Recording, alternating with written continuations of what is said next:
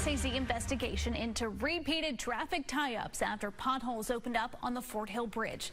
The problem happening on 3 different days over the span of about a month or so, causing some major headaches for the thousands of people who rely on the bridge as part of their daily commute. So we requested the most recent inspection report for the bridge, and tonight we got that report, and we're breaking down what it means for your family's safety. For thousands of drivers each day, it's part of the daily commute. But the Fort Hill Bridge in Charleston has been the source of a major headache for drivers. After 3 times in just a little more than a month, large holes opening up.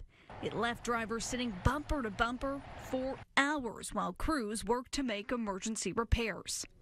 On June 20th, crews made repairs to a large pothole. Then on July 10th, another pothole popped up.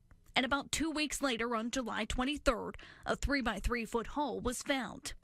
Our WSAZ investigation found press releases from the West Virginia Department of Transportation showing holes opening up on the Fort Hill Bridge have been the cause of lane closures 5 times just this year. So we asked the state for the most recent inspection report of the bridge.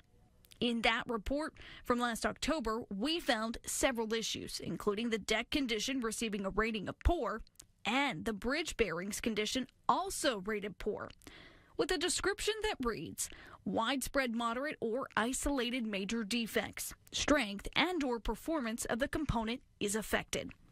So what are the bridge bearings? Well, the DOT says they are the supports found underneath the bridge. And should the drivers be concerned about the safety of the bridge given the poor rating? To get that answer, we went to the state bridge engineer, Tracy Brown. Right, you see those words where it says fair, poor. Yeah. And can you kind of break that down, what it means? But yeah, the bridge is perfectly safe, but that, yeah, the poor doesn't mean, it doesn't equal, well, this is poor, this, so it's unsafe. It's like, if you called me a few weeks ago and I was sick with bronchitis and you say, Tracy, how you doing? And I say, well, I'm poor.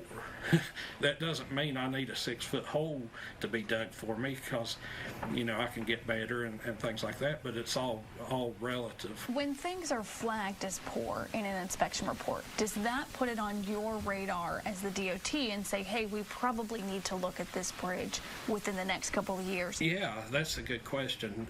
It absolutely does that. First and foremost, our bridge inspection program is for safety of the traveling public, and that's what we're all about. I mean, if God forbid, if we ever had to shut Fort Hill Bridge down because it got to the point where we couldn't ensure safety, we would do that. I mean, we wouldn't want to do that because the phones will be ringing off the hook. It obviously shows that, yes, there's some work that needs to be done.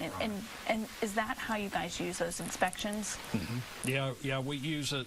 We use this to prioritize what projects we're going to program to move forward with. Obviously a concern for a lot of people who rely on that bridge is like when they hear about a hole in it or any type of failure, they say, is it safe? Yeah. What would you say to people? Oh, it's absolutely safe. There's no bridge that we have open to traffic that's not safe. Now, a full bridge deck replacement, the DOT says, will likely happen in 2027. They're currently planning for that. The DOT says some of that triage work, though, is going to be happening at night over the next several weeks or so.